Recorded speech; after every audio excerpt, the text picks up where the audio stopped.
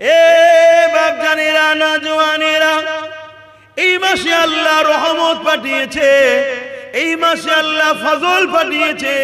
এই আল্লাহ কোরআনের মধ্যে জানিয়ে দিলেন, কুল বিফাদলিল্লাহি ওয়া বিরহমাতিহি ফাবিযালিকা ফালিয়াফরাহু। এ দুনিয়ার মানুষেরা, আমার হাবিব আপনি বলে দিন, দুনিয়ার মানুষ যেন আমার রহমত পেয়ে ফজল পেয়ে খুশি বানায়। তাহলে আল্লাহর হুকুম হলো রহমত পেয়ে খুশি বানাতে হবে, আল্লাহর হুকুম হলো ফজল পেয়ে খুশি বানাতে হবে। আমার নওজওয়ানেরা, আল্লাহ পাক অন্য আয়াতের মধ্যে সূরা আম্বিয়ার মধ্যে জানিয়ে দিলেন, ওয়ামা আরসালনাকা ইল্লা রাহমাতাল লিল আলামিন। আমি আমার হাবিবকে তামাম আলমের জন্য রহমত করে পাঠিয়েছি।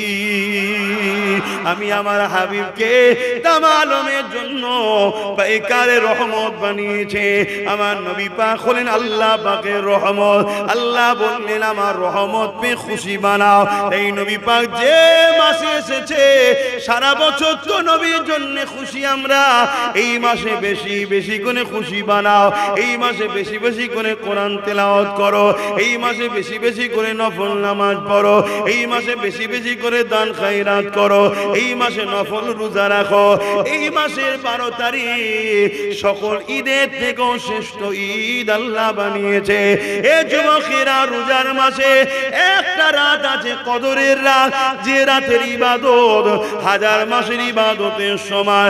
কেন ওই রাতের ইবাদত হাজার মাসের ইবাদতের সমান? কারণ ওই রাত্রে আল্লাহ পাকের ফেরেশতা এসেছে, ওই রাত্রে আল্লাহর কোরআন নবীর উপরে ফেরেশতা নিয়ে এসেছে। এই ওই রাতটার গুরুত্ব এত, এক রাত ইবাদত করলে হাজার মাসের ইবাদতের সওয়াব হবে।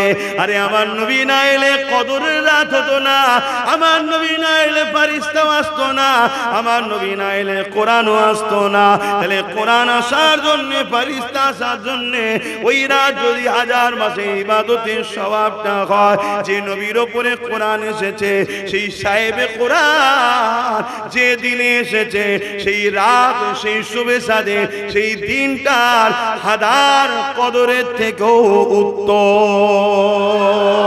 আরো জোরে বলুন সুবহান। এ মাস নবীর গোলামদের কাছে ঈদের মাস। এ মাস মুস্তাফা জানে রহমত সাল্লাল্লাহু আলাইহি সাল্লামের আশিকদের কাছে ঈদের মাস। এবং 12 রবিউল আউয়াল, ওই দিন সকল ঈদের থেকে সেরা ঈদের দিন। জোরে বলুন সুবহানাল্লাহ। কেন রমজানও হতো না, কুরবানিও হতো না, হযরতে ইব্রাহিম আলাইহিস সালামও হতেন না, হযরতে ইসমাইল নবীও হতো না, যদি মুহাম্মদুর রাসূলকে আল্লাহ না বানাতেন। তাহলে কুরবানিও পেতাম না, রোজাও পেতাম না, ঈদুল আজহাও পেতাম না, ঈদুল ফিতরও পেতাম না, আর জুম্মার দিনও পেতাম না। বাপ আদমকেও আল্লাহ বানাতেন না। যার জন্য আল্লাহ সব কিছু বানিয়েছেন, সেই হাবিবে দু আলম, মাদানী ওয়ালা, কামলি ওয়ালা, নূর ওয়ালা, শাফাআতুন নবী, মেরাজ ওয়ালা নবী, এই মাসের 12 তারিখ সোমবার শুভে সাদেকের সময় এসেছিলেন। জোরে বলুন সুবহানাল্লাহ। আমাদেরকে আল্লাহ বানিয়েছে ওই নবীর দিনের খাদেম, নবীর খাদেম, নবীর গোলামি করার জন্য আল্লাহ আমাদেরকে বানিয়েছে। প্রত্যেকটা নবীর গোলাম জান্নাতে যাবে। জোরে বলুন সুবহানাল্লাহ। আর যারা গোলাম নয়, তারা পৃথিবীর রাজা হলেও জাহান্নামে যাবে। যারা রাসূলের গোলাম, তারা জান্নাতে যাবে। আপনি গোলাম হবেন না, হবেন না? তো গোলাম কি তার মালিকের কথা শুনবে না?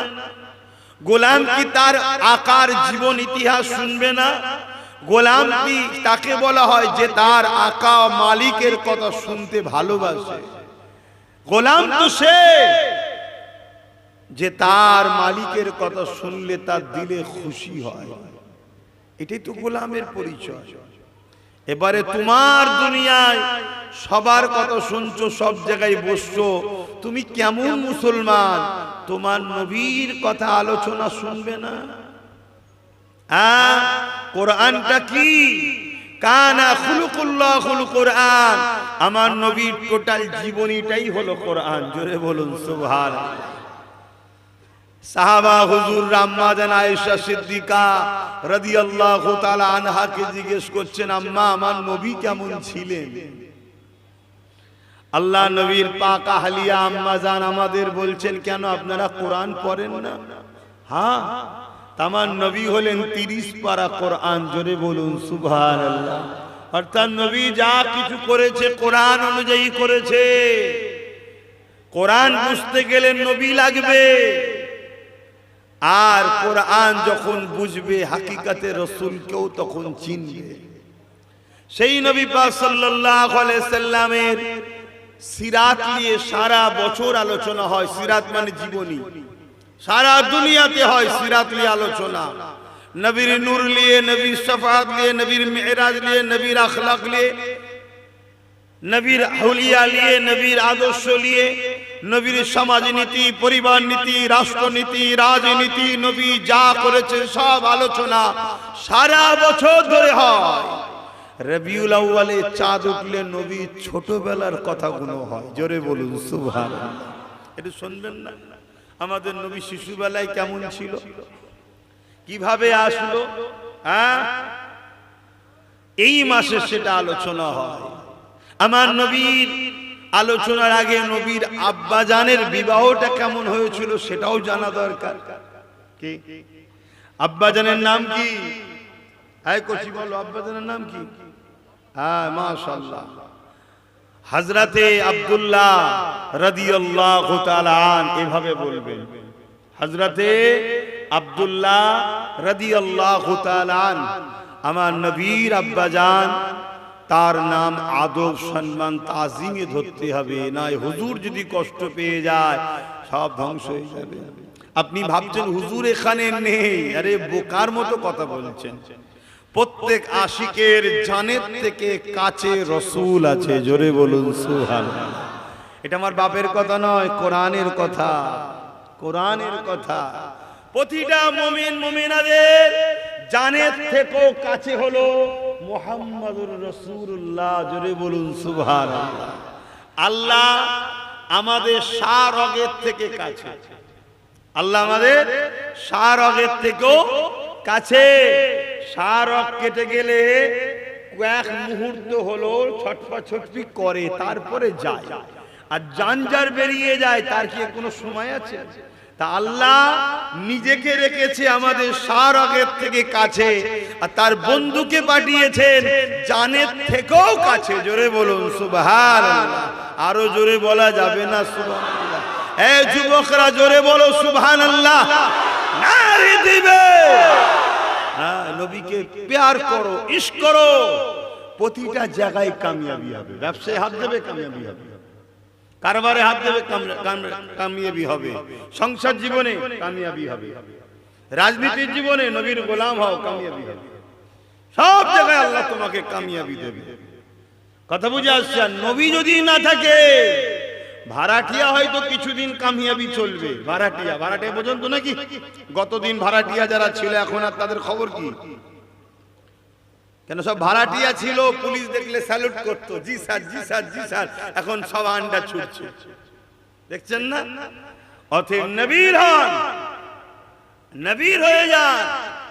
নবীর মতো শাহিনশাহ, নবীর মতো লিডার, নবীর মতো নেতা, নবীর মতো মাকামওয়ালা দুনিয়াতে দ্বিতীয় কাউকে আল্লাহ পাঠায়নি আর পাঠাবে না। জোরে বলুন সুবহানাল্লাহ।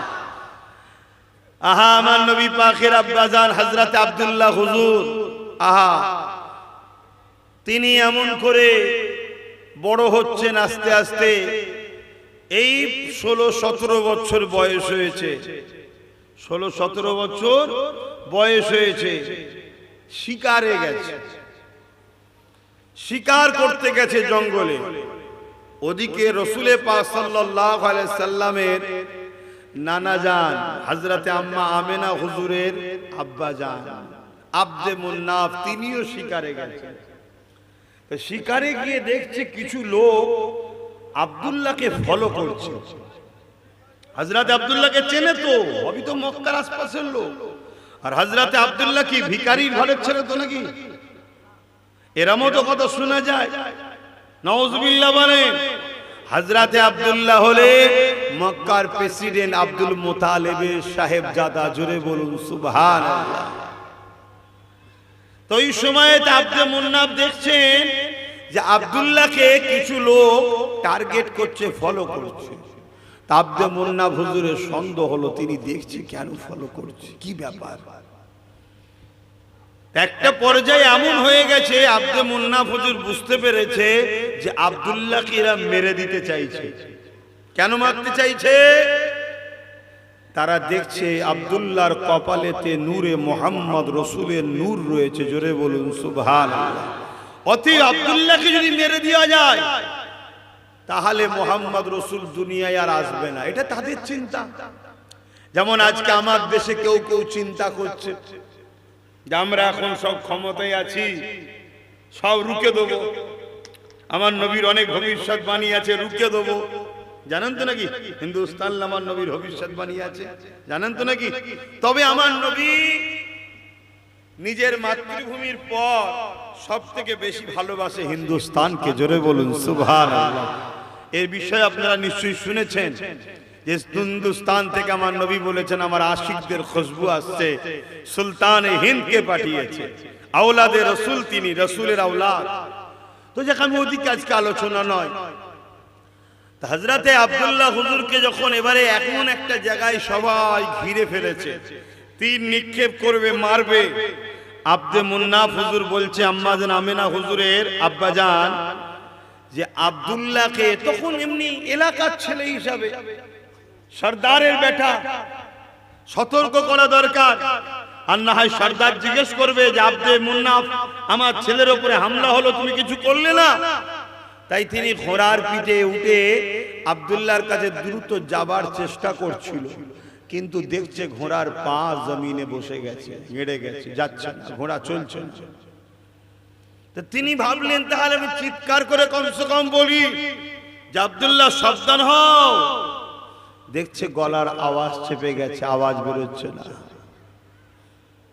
আল্লাহ পাক এটাই দেখাতে লেগেছে, এ আব্দে মুন্নাফ রে, যে আব্দুল্লাহকে তুমি সাহায্য করার ইরাদা করছো, যে আব্দুল্লাহর পাশে তুমি দাঁড়াতে চাইছো, ওই আব্দুল্লাহর কোনো দুনিয়ার কোনো সাহায্য লাগবে না। কেন আব্দুল্লাহর পিছনাতে আমার হাবিবের নূর রয়েছে, ওটা আমার রাসূলের আব্বাজান, ওনার হিফাজতের দায়িত্ব স্বয়ং আমি আল্লাহ নিজে রেখেছি। দেখো কি হয়। তেমন সময় হযরত আব্দে মুন্নাফ দেখছে তাহলে যে আব্দুল্লাহ হালকা বয়সে, তাকে আর রক্ষা করা গেল নি, দুশমনেরা মেরে দেবে। ঠিক এমন সময় দেখা যাচ্ছে চারিদিক থেকে, জঙ্গল থেকে হিংস্র বাঘ বাহির হয়েছে। বাঘ বাহির হয়ে ওই দুশমনগুলোকে সব খেতে ছিঁড়ে টিড়ে নিয়ে চলে গেল। হযরত আব্দুল্লাহকেও কিছু বলল না, আব্দে মুন্নাফকেও কিছু বলল না। বলুন সুবহানাল্লাহ। এই দৃশ্যখানা দেখার পরে হযরতে আব্দে মুন্নাফ দেরি করল না।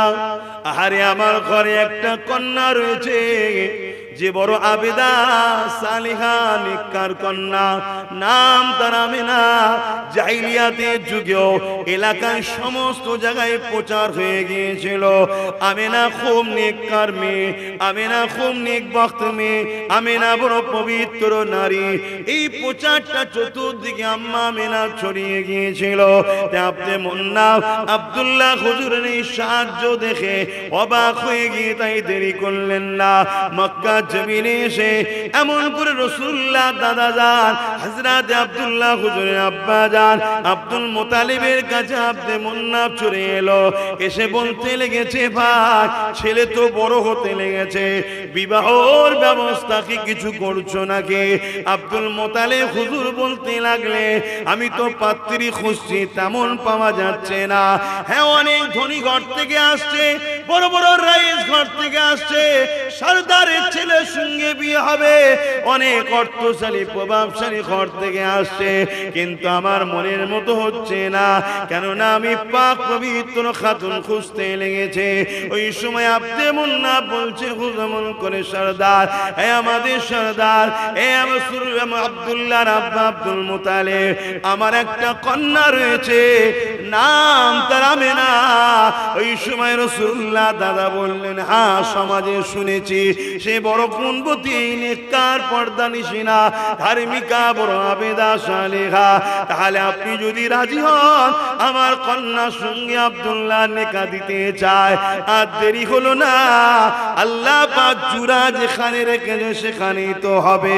আমার রাসূলুল্লাহর নূর তো দুনিয়ার অন্য কেউ পাবে না। আল্লাহ যে নারীকে ঠিক করেছে সেই আম্মা আমিনাই তো পাবে।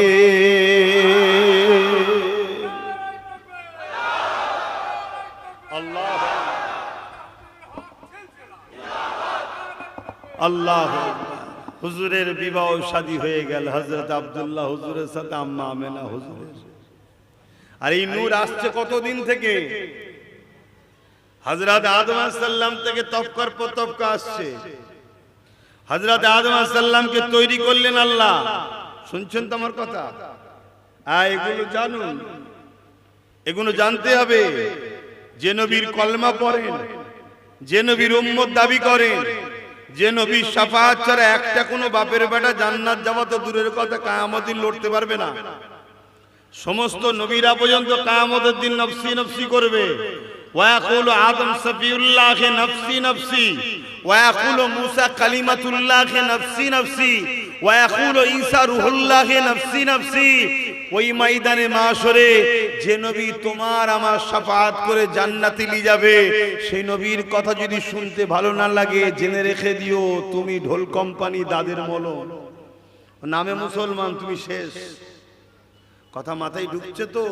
এবার কার দিলে কি হচ্ছে আমার জানার দরকার নেই, তুমি ভালোভাবেই জানো তোমার ভালো লাগছে না ভালো লাগছে না। কথা শুনছেন? আওয়াজ শুনছেন না? হুজুরের কথা শুনছেন? কণ্ঠ শুনতে এসেছেন না হুজুরের আলোচনা শুনছেন? হুজুর বলতে আমার নবীর কথা বলছি রে বাবা, আমি আবার কোথা হুজুর? আমার নবী হলেন হুজুর। আমার নবীর কথা শুনতে ভালো লাগছে? হ্যাঁ, তাহলে জানবেন ঠিক আছে, এখন পাপি ঠিকই কিন্তু লাইনে আছে। যদি হুজুরের কথা শুনতে, নবীর কথা শুনতে ভালো না লাগে, মন ছটফট করছে, দোল বাবু একটু ঘুরে এসি, এই বাবা থাক, এরকম যদি হয় তাহলে জানবেন শয়তান তোমাকে গিরাস করে রেখেছে, তোমাকে ঠিক জায়গায় রাখতে দিচ্ছে না। আহা বাবেরা, নওজোয়ান তরুণেরা, আল্লাহ নবী নূহ মুবারক আদম আলাইহিস সালামের পেশিনাতে আল্লাহ পা দিয়ে দিলেন। আল্লাহ পাক ফেরেশতাদের হুকুম করে দিলেন, আমার আদমকে তাজিমি সিজদা দাও। এই সিজদার কিবলা ছিল, লক্ষ্য ছিল আদম, কিন্তু প্রকৃত তাজিম নূরে মুহাম্মদ রাসূলের জন্য।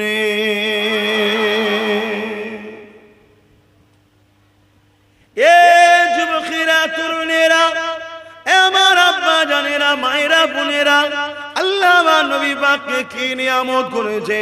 আমার নবী পাক আদম আলাইহিস সালামের পেশিনা মুবারক থেকে তিনার ছেলে হযরত ঈসা আলাইহিস সালামের পেশিনা মুবারকে চলে আসলো। তিনার পর থেকে তিনার ছেলে, তিনার ছেলে, তিনার ছেলে, এইভাবে নূর তবকার পর তবকা, তবকার পর তবকা, আস্তে আস্তে হযরত ইব্রাহিম খলিলুল্লাহর পেশিনা মুবারকে চলে আসলো। এই নূরের ফজিলাতে হযরত ইব্রাহিম আলাইহিস সালামকে যখন নমরুদ আগুনের মধ্যে নিক্ষেপ করে দিয়েছ, ওই সময় জিবরাইল সাল্লাম বলতে লেগেছিল, ও হযরত ইব্রাহিম আলাইহিস সালাম, কোন সাহায্য কি করতে হবে আপনাকে? হযরত ইব্রাহিম আলাইহিস সালাম বলেছিলেন, না না না না, আমাকে কোনো সাহায্য লাগবে না, কারণ ইব্রাহিম আলাইহিস সালাম জানে এই আগুন আমাকে পোড়াতে পারবে না, এই আগুনে আমার মরণ হবে না, কেন আমার কপাল মোবারকে নূরে মুহাম্মদ রাসূল এখন রয়েছে, যতক্ষণ পর্যন্ত না আমার পর থেকে এটা আমার সন্তানের কাছে যাচ্ছে, আমি ইব্রাহিম এ আগুন আমার কোনো ক্ষতি করতে পারবে না।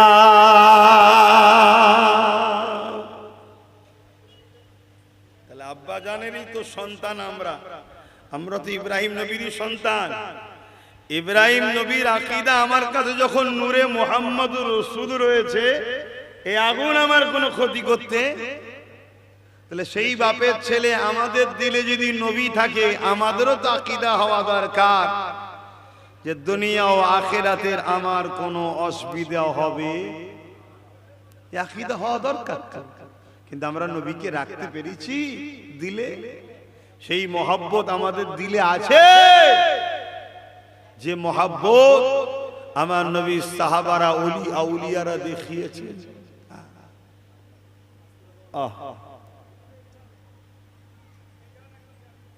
কথা বুঝে আসছে? আসো যুবক, নবীর হও, নিজেকে নবীর গোলাম বলে পরিচয় দাও। 10টা লোক যেন বলে ওই ছেলেটা নবীর গোলাম, সেই দিন জানবে তুমি দুনিয়া আখিরাতের কামিয়াবি হয়ে গেছে। জোরে বলুন সুবহানাল্লাহ।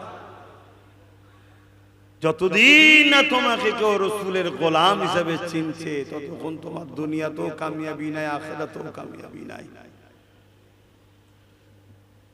দুনিয়ায় অনেক জায়গা আছে বাপ, সব কিছুদিনের জন্য সম্মান, কিছুদিনের ক্ষণস্থায়ী ভালো খেলোয়াড়, ক্ষণস্থায়ী সম্মান, ভালো গায়ক, ক্ষণস্থায়ী সম্মান, বড় অর্থশালী, যতক্ষণ তুমি দেবে, যাকে যাকে দেবে তার কাছে একটু সম্মান, যেদিকেই দেখাবে নেতা, তুমি সিএম পদে আছো, পিএম পদে আছো, সম্মান, পদ চলে গেলে আর সম্মান?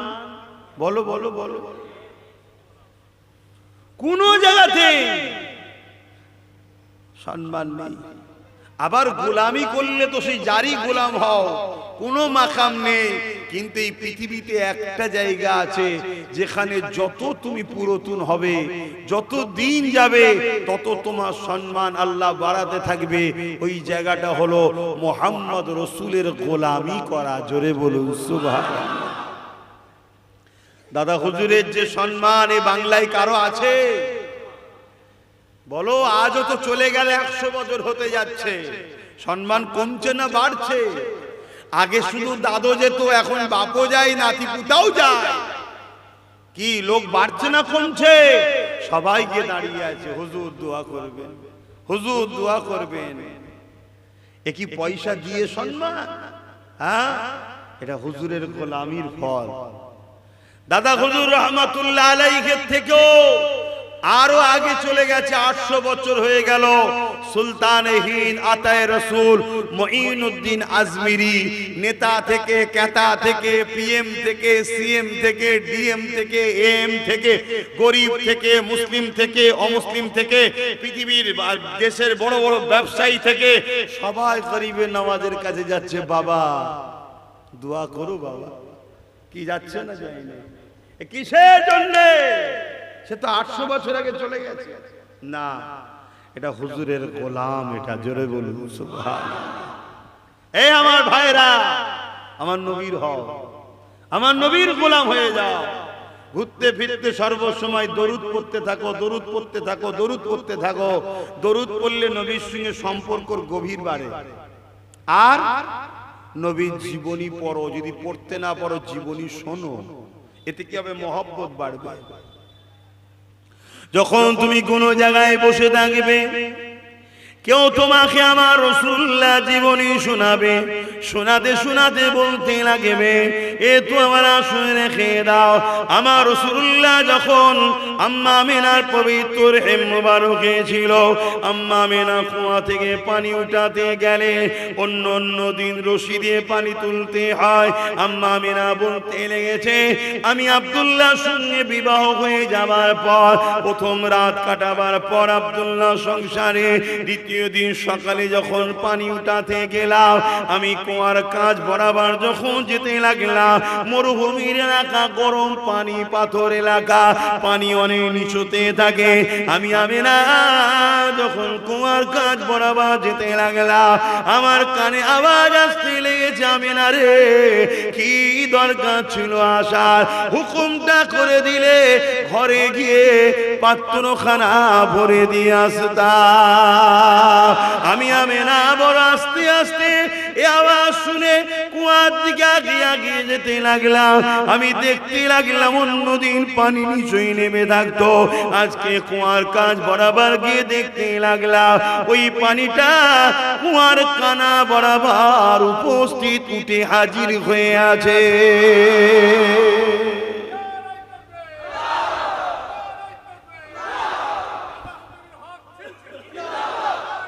আল্লাহ, এই যে কথাটা শুনছেন, এতে শুনে হুজুরের উপরে আপনার প্রেম ভক্তি বাড়বে না কমবে? কি নিয়ামতের নবী তিনি। হ্যাঁ, মায়ের পেটে থাকা অবস্থায় মা যেন কষ্ট না পায়, দড়ি ধরে তুলতে হবে, পানিকেই উপরে তুলে দিয়েছে। এসব কার জন্য হচ্ছে? আমার নবীর জন্য। বেশাক করার মালিক হলেন আল্লাহ, কিন্তু বরকতটা কার? মুহাম্মদুর রাসূলুল্লাহ সাল্লাল্লাহু আলাইহি সাল্লামের।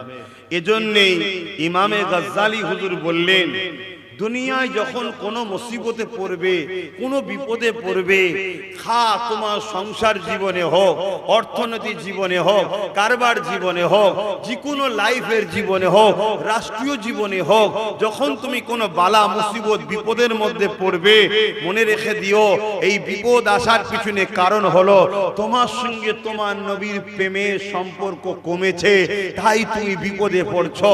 কেন? মুস্তাফার গোলাম সে কখনো মুসিবতে পড়তে পারে না।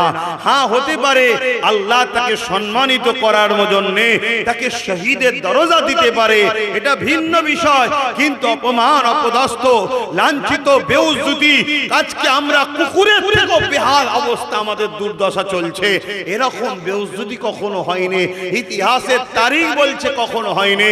এই কি বলে, আমার নবী পাক সাল্লাল্লাহু আলাইহি সাল্লামের প্রেমিকদের কখনো এই দুর্দশা হয়নি। তাই ইমামে গাজ্জালী হুজুর বলছে, তাহলে তোমার উচিত হবে নবীর সঙ্গে প্রেমের মহব্বত বাড়ানো। তেনার ছাত্ররা জিজ্ঞেস করছেন, হুজুর এই মহব্বত বাড়বে কি করে? আল্লাহর নবী, আল্লাহর মাহবুব বান্দা ইমামে গাজ্জালী রাহমাতুল্লাহ আলাইহি তিনি বলতে লেগেছেন, হয় তুমি দরুদ বেশি বেশি করে পড়তে হবে আর নবীর জীবনী পড়তে হবে। তেনার ছাত্র জিজ্ঞেস করছে, হুজুর যদি জীবনী পড়ার মতো শিক্ষা না থাকে তাহলে কি করবে? তখন ইমাম গাজ্জালী হুজুর বলছে, এমন মজলিসে বসো যে মজলিসে তোমাকে নবীর জীবনী শোনানো হয়। এ কি অবস্থা? ও মাথার সমস্যা? আচ্ছা আচ্ছা, ঠিক আছে, জান না কি অবস্থা, এখন তো ঠিক নাই, এখন তো আপনাদের খেয়াল রাখতে হয়। বাড়ি যাওয়া, ঈদে বাড়ির রাস্তা নাকি ওই অবস্থা কেন আপনার?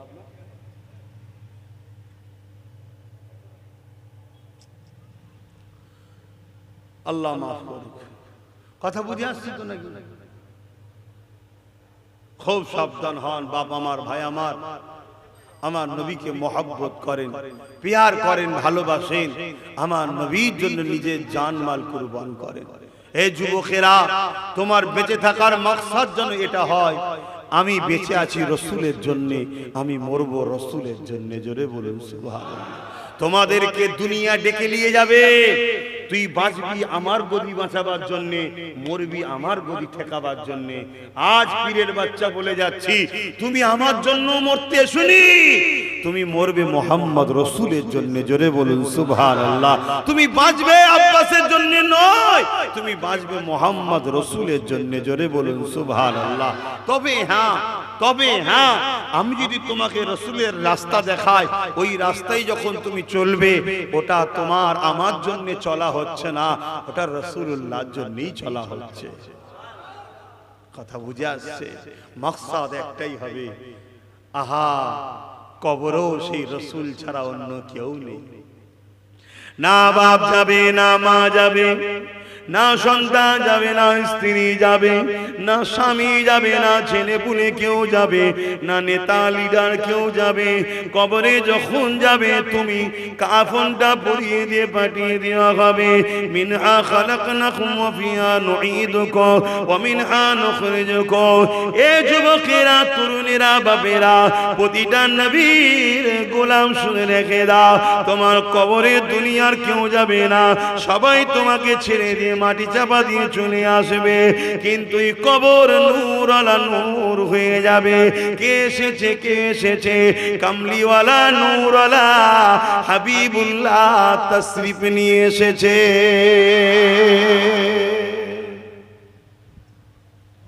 সেই নবীকে তুমি প্রাধান্য দাও, ভালোবাসো। এ বাপজানেরা, নওজওয়ানেরা, এই মাসে আল্লাহ রহমত পাঠিয়েছে, এই মাসে আল্লাহ ফজল পাঠিয়েছে।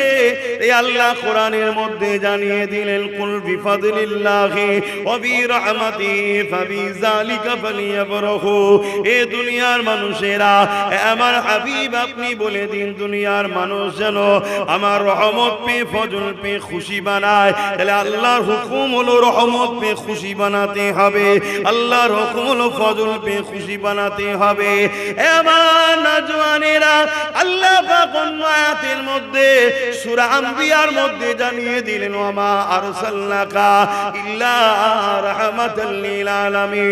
আমি আমার হাবিবকে তামাম আলমের জন্য রহমত করে পাঠিয়েছি। আমি আমার হাবিবকে তামাম আলমের জন্য পাইকারে রহমত বানিয়েছে। আমার নবী পাক হলেন আল্লাহ পাকের রহমত। আল্লাহ বললেন, আমার রহমত পেয়ে খুশি বানাও। এই নবী পাক যে মাসে এসেছে, সারা বছর তো নবীর জন্য খুশি আমরা, এই মাসে বেশি বেশি করে খুশি বানাও। এই মাসে বেশি বেশি করে কোরআন তেলাওয়াত করো, এই মাসে বেশি বেশি করে নফল নামাজ পড়ো, এই মাসে বেশি বেশি করে দান খায়রাত করো, এই মাসে নফল রোজা রাখো। এই মাসের 12 তারিখ সকল ঈদের থেকেও শ্রেষ্ঠ ঈদ আল্লাহ বানিয়েছে। এ যুবকেরা, রোজার মাসে একটা রাত আছে কদরের রাত, যে রাতের ইবাদত হাজার মাসের ইবাদতের সমান। কেন ওই রাতের ইবাদত হাজার মাসের ইবাদতের সমান? কারণ ওই রাত্রে আল্লাহ পাকের ফেরেশতা এসেছে, ওই রাত্রে আল্লাহর কোরআন নবীর উপরে ফেরেশতা নিয়ে এসেছে। এই ওই রাতটার গুরুত্ব এত, এক রাত ইবাদত করলে হাজার মাসের ইবাদতের সওয়াব হবে। আরে আমার নবী না এলে কদরের রাত হতো না, আমার নবী না এলে ফেরেশতাও আসতো না, আমার নবী না এলে কোরআনও আসতো না। তাহলে কোরআন আসার জন্য, ফেরেশতা আসার জন্য ওই রাত যদি হাজার মাসে ইবাদতের সওয়াবটা হয়, যে নবীর উপরে কোরআন এসেছে, সেই সাহেবে কোরআন যে দিনে এসেছে, সেই রাত, সেই শুভে সাদে, সেই দিনটার হাজার কদরের থেকেও উত্তম। আরো জোরে বলুন সুবহান। আমার নবীর মাকাম বুঝছেন তো? আমার নবীকে পিয়ার করে, নবী নবী করে। রাত্রে একা যখন হবেন বা কখনো একা যখন হবেন, দরুদ শরীফ পড়েন, হুজুরের সবুজ গম্বুজকে খেয়াল করেন, হুজুরকে বলেন যে হুজুর আমি আপনাকে ভালোবাসি, আমি এই সমস্যায়, এই বিপদে আছি, এই আছি। আরে তোমার জানের থেকেও কাছে তোমার নবী আছে। জোরে বলুন সুবহানাল্লাহ। আর নামাজের মধ্যে ফিস ফিস করে বলা হয়, আত্তাহিয়াতু লিল্লাহি ওয়াস সালাওয়াতু ওয়াত তাইয়্যিবাতু আসসালামু আলাইকা আইয়ুহান নবী। কি জোরে জোরে বলা হয়? নবী সালাম দেওয়া সুন্নাত, জবাব দেওয়া ওয়াজিব। তুমি নবীকে সালাম দিচ্ছ, নবী জবাব দিচ্ছে। জোরে বলুন সুবহানাল্লাহ। প্রত্যেকটা মসজিদে ঢোকার সময় দোয়া আছে, আল্লাহুম্মা ইফতাহ আলী আবওয়াব রাহমাতিক। এই দোয়া পড়ার আগে একটা জিনিস করতে হয়, সেটা জানেন? এই দোয়া কবুলই হবে না যদি মসজিদে দোয়া পড়ার আগে, মসজিদে ঢোকার দোয়া পড়ার আগে নবীকে সালাম দিতে হয়। আসসালাতু আসসালামু আলাইকা রাসূলুল্লাহ, ইয়া হাবিবাল্লাহ, ইয়া নূরুল্লাহ। এই সালাম দিবার পর তারপরে আপনাকে পড়তে হবে আল্লাহুম্মা ইফতাহ আলী আবওয়াব রাহমাতিক। তবে তোমার ওই দোয়াটা কবুল হবে। কথা বুঝে আসছে? আমার নবী ছাড়া কোনো রাস্তা নাই, কোনো রাস্তা নাই। আহারে, কিয়ামতের দিন বড় বড় ওলি আউলিয়ারা ময়দানে মাশরে জাহান্নামের গর্জন শুনে অজ্ঞান হয়ে যাবে।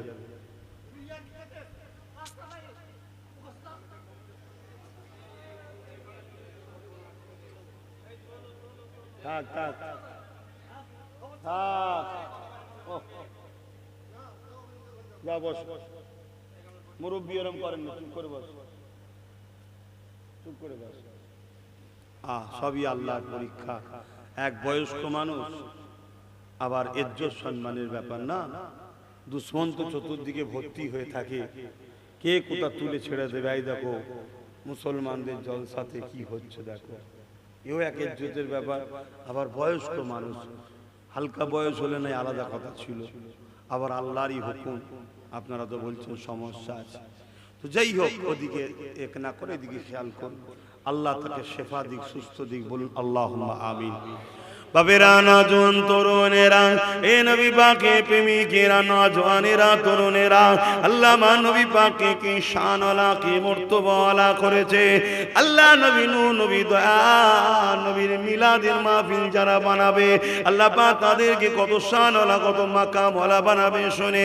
ওয়াকাল আবু বকর সিদ্দিক মান আনফাকা দিরহামান আলা কিরাতি মাউলুদুন নবী সাল্লাল্লাহু আলাইহি ওয়াসাল্লাম কানা রফিকি ফিল জান্নাত। হযরত আবু বকর সিদ্দিক রাদিয়াল্লাহু তাআলা বলতে লেগেছে, যারা আমার নবী পাকের মিলাদের আলোচনার মাহফিল বানাবে, অর্থাৎ শিশু বেলার আলোচনার মাহফিল বানাবে, ওই মাহফিলে যারা এক দিরহাম দান করবে, আমি আবু বকর জানিয়ে দিলাম তারা জান্নাতি আমার বন্ধু হবে। আরো জোরে বলুন সুবহান। আমাদেরকে গাফলতি করা উচিত না, নবীর মিলাদের মাহফিল বানানো দরকার। আবার বলছি, মিলাদের মাহফিল মানে শিশুবেলার আলোচনার মাহফিল। শিশুবেলার আলোচনার মাহফিলকে মিলাদের মাহফিল বলা হয়। নবীর আগমন নিয়ে আলোচনা যেখানে হয়, কথা বুঝে আসছে? যেখানে আলোচনা হয়, আম্মা আমিনা বলতে লেগেছে, আমার বাচ্চা যখন দুনিয়ার বুকে আগমন করলো, দুনিয়ার অন্যান্য নারীরা কত ব্যথা যন্ত্রণা কষ্ট ভোগ করত। দুনিয়ার অন্যান্য মায়েদের সন্তান থাকলে মায়েদের পেটটা বড় হয়ে যায়, সবাই বুঝতে পারে সন্তান রয়েছে, কিন্তু আমি আমিনা আমার বাচ্চাকে গর্ভে রাখলাম, কোনোদিন আমার পেট বড় হয়নি। এবং দুনিয়ার মায়েদের সন্তান যখন পেটে থাকে, ওই মাকে এমন করে মাসে যেটা হয় ওটা বন্ধ হয়ে যায়। কেন বন্ধ হয়ে যায়?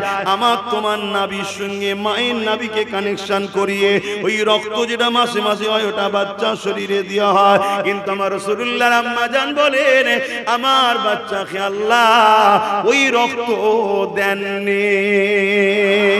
এমনকি আম্মা আমিনা বলতে লেগেছে, আমার বাচ্চা যখন আমার গর্ভ থেকে দুনিয়ায় আসলো, আমি আমিনা অবাক হয়ে গেলাম, আমি একটা নূর দুনিয়ায় আমার পেট থেকে এসেছে, যার আসার সাথে সাথে আমার ঘর আলোকিত হয়ে গেছে, মাগরিব থেকে মাশরিক পর্যন্ত আলোকিত হয়ে গেছে। আমি অবাক হয়ে দেখতে লেগেছি, আমার বাচ্চার শরীর থেকে এত জ্যোতি, এত লাইট, এত নূর, এত আলো বেরোতে লেগেছে। আমি বাচ্চাকে কোলে তুলে নিয়ে আদর করতে লেগেছে। হঠাৎ করে আমার ঘরের ছাদ ফেটে যায়, এমন করে আমার ঘরের মধ্যে কুয়াশা ঢুকতে লেগেছে, এত কুয়াশা ঢুকতে লেগেছে, আমার ঘরটা অন্ধকার হয়ে গেল। আমার বাচ্চাকে আর দেখতে পাইনি, বাচ্চা গায়েব হয়ে গেছে। আমি আমিনা চিৎকার করে কাঁদতে লাগলাম, আমিনা কাঁদতে লাগলাম। যখনই আমি কাঁদতে লেগেছি, গায়েব আওয়াজ এসে গেল, এ আমিনা রে, কাঁদবেন না, আপনার বাচ্চাকে পুরো কায়নাত দুনিয়া ঘুরিয়ে দেখানো হচ্ছে। কেন? আপনার বাচ্চা সমস্ত মখলুকাতের নবী, যাতে করে কেউ না বলে যে নাকি আমি চিনি না, তাই সবাইকে দেখানো হচ্ছে, তোমাকে আমাকে রূহের জগতে দেখিয়েছে। এ যুবকেরা, তরুণেরা, বাপেরা, আবার রাসূলুল্লাহকে দুনিয়া ঘুরিয়ে আল্লাহ পাক আবার আম্মা আমিনার কোলে ফিরিয়ে দেয়।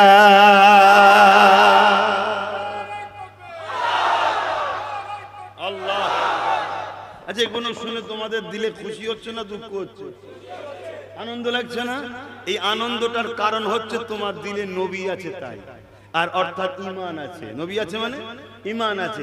এইগুলো শুনে যদি কারো ব্রেনে যায়, ধর বাবু হিসাব শুনে কি করবার করতে হবে। আল্লাহর জাত পাকের কসম করে বলছি, ওর মধ্যে ঈমান নেই, অর্থাৎ নবী নেই। শুনছেন তো? হ্যাঁ, যে নবীর জন্য নামাজ পেয়েছি, অনেকে নামাজ চিনেছে, নবী চেনে নেই। যে নবীর জন্য রোজা পেয়েছি, অনেকে রোজা চিনেছে, নবী চেনে নেই। যে নবীর জন্য হজ পেয়েছি, অনেকে লাখ লাখ টাকা খরচ করে হজ করছে, নবীর মিলাদের মাহফিল খরচ করতে চায় না। সব লাইট ফাইট করার কি দরকার?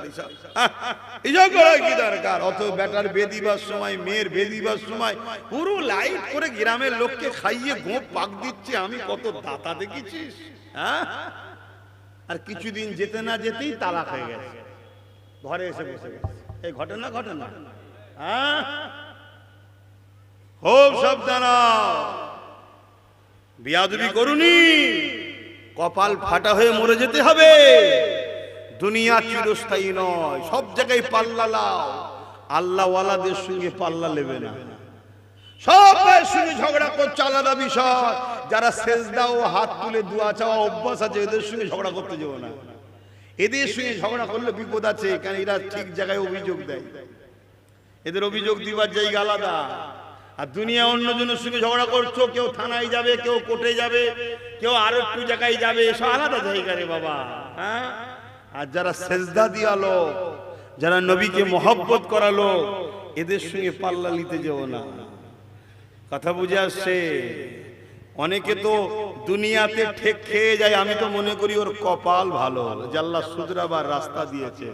অনেকে দুনিয়ায় ঠেক খাবে না, পরকালে যে দেখবে জাহান্নামের সামনে, আর কোনো উপায় নেই। দুনিয়ায় ঠেক খেলে তারপরে তো শুধরে যাবে, ঠিক তো নাকি? গ্রামের রাস্তায় গাড়ি চালাতে গিয়ে যদি অ্যাক্সিডেন্ট হয়ে যায়, হালকার উপরে হয়েছে, মেন রোডে যদি হয়ে যায়, ও তো চিমটে দিয়ে বেলচে দিয়ে টেনে তুলে নিয়ে আসতে হবে। এখানে না একটা দুটো ঠ্যাং ঠ্যাং ভেঙে যাবে। আল্লাহ যদি কাউকে দুনিয়াতে ঠেক খাইয়ে দেয়, জানতে হবে ওকে শুধরাবার রাস্তা দিচ্ছে। কিন্তু কিছু কপাল ফাটা আছে, ঠেক খাওয়ার পরেও শুধরাচ্ছে না। কি শুধরাচ্ছে? তোমাদের এলাকায় কি হচ্ছে জানি না, অনেক জায়গায় যেচ্ছে। গতদিন যারা আমাদেরকে দালাল বলেছিল, তারা এখন ডাইরেক্ট দালালি করার জন্য ঢুকে যাচ্ছে। তোমাদের এলাকা হচ্ছে? হ্যাঁ, ওরে বাবা, আবার কি মুসলমানের ছেলে? হ্যাঁ, কত ফতোয়া দিচ্ছিল সেদিন, আমাদেরকে কত গাল দিচ্ছিল। আমাদের সঙ্গে নাকি এদের যোগাযোগ আছে, সব বলছিল না? যেই পাল্টি মেরেছে, সেই গাদ্দার গুলি আবার সব ঢুকছে।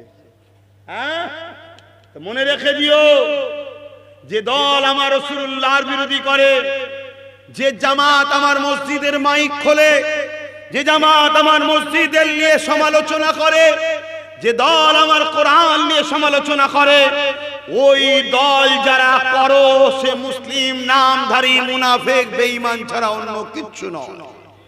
অতএব এদের জানাজা, এদের সহযোগিতা, এদের সঙ্গে সালাম কালাম, এদের সঙ্গে লেনদেন যারা করবে, তোমরা কিয়ামত দিন নবীর শাফাআত পাবে না। আমি বলে যাচ্ছি, সেদিনও বলেছিলাম, আজও বলছি, সরকার তো তোদের হাতে। লিয়াই কোন ভাড়াটিয়া মুফতি আছে, ভাড়া করে লিয়াই। আব্বাস সিদ্দিকী ভুল ফতোয়া দিচ্ছে, লিয়াই। বুখারী শরীফের হাদিস, হযরত আব্বাস রাদিয়াল্লাহু তাআলা আন থেকে রাত, আল্লাহর নবী বললেন, কোন ব্যক্তি যদি অত্যাচারী জালিমকে শক্তিশালী করার জন্য তার সাথ দেয়, ওই ব্যক্তিটা ইসলাম থেকে বেরিয়ে যাবে। বুঝতে পারছি? ধরুন কোন এক জালিম মসজিদের মাইক খুলে নিচ্ছে, এ জালিম অত্যাচারী নয়? আর কোন মুসলমান যদি তাকে সহযোগিতা করে, আল্লাহ রসুলের হাদিস, ওই মুসলমান ইসলাম থেকে বেরিয়ে যাবে। যে ইসলাম থেকে বেরিয়ে যায়, তার ঈমান থাকে। একটু হোশ করে কাজ করো।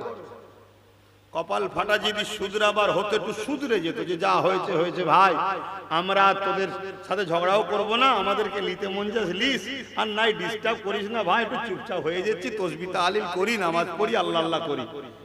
কি? কিন্তু না, না, নোংরা খাওয়া অভ্যেস, হারাম খাওয়া অভ্যেস, যতক্ষণ মুখে জালি দেখো জালি ছিঁড়ে ফেলছে খাবে জন্য। এরকম গাদ্দার আছে না না? একটু সাবধান হওয়া দরকার আছে না না? আবার অনেকে ভাবছি যে আমাকে তো বলেছে সাথ দেবে। আরে মীর জাফরের কথা ভুলে গেছো? ব্রিটিশরা তো মীর জাফরকে বলেছিল সিরাজউদ্দৌলার জায়গায় তোকে বসাবো, তুই আমাদের সাথ দে। কি লাস্টে যখন মীর জাফর সিরাজউদ্দৌলাকে ফাঁসিয়ে দিল, তখন ব্রিটিশে বলছে তুই যদি তোর জাত ভাইয়ের সঙ্গে গাদ্দারি করতে পারিস তাহলে আমাদের সঙ্গে গাদ্দারি করবি নি হতে পারে? কথা শুনছেন? আল্লাহ আমাকেও আমাদেরকে হেফাজত করেন, বলুন আল্লাহুম্মা আমিন। খুব সাবধান হন, আর ঘাবড়াবার কিছু নেই। আল্লাহ আছেন না নাই? ঘাবড়াবেন না। ও কে কোথায় এসেছে, কে কোথায় বসেছে, কিচ্ছু ব্যাপার নেই। দেখতে দেখতে 5 বছর কেটে যাবে। আল্লাহর পক্ষে নবীর পক্ষে থাকেন, আল্লাহর মার হবে, দেখবেন সব চিৎপাতাং হয়ে যাচ্ছে। ঘাবড়াবেন না। গরিবের ভালোবাসবেন, এতিম ভালোবাসবেন, ন্যায়ের পক্ষে থাকবেন, সত্যের পক্ষে থাকবেন, নবী বংশের আওলাদদের সাথে থাকবেন। বলুন ইনশাআল্লাহ। আর লোভ করবেন না, লোভ করবেন না যে আমাকে পদ দিতে হবে, না হয় আমি অন্যদিকে চলে যাবো, তাহলে তো সমস্যা। ডাল তো একটা, 3 জন চাইলে কজনকে দেবে? কি এসব লোভ টোভ করবেন না। আসেন বাবের আমার, নবী পাকের আলোচনার একটু করি। অসুবিধে হচ্ছে যুবকদের। যুবকদের বলছে অসুবিধা হচ্ছে কেন? তোদের নিয়ে চিন্তা তো। তোদের এখন শরীর এখানে, মন যদি অন্য জায়গায় থাকে তো বিপদ হয়ে যাবে। তো কোন লাইলিকে এখন মন দিয়ে বসে আছে কে কোথান কে জানে? আরে সব ধোঁকা, সব ধোঁকা। মন দাও হুজুরকে, জোরে বলুন সুবহানাল্লাহ। তোমার পিছনে দুনিয়া ছুটবে, তোমাকে কারো পিছনে ছুটতে হবে না, দুনিয়া তোমার পিছনে ছুটবে, কিন্তু তোমায় পাবেও না। কেন? তুমি এমন কে জনকে মন দিয়েছো সেখানে অন্যজনের চান্স পাই না। বলো সুবহানাল্লাহ।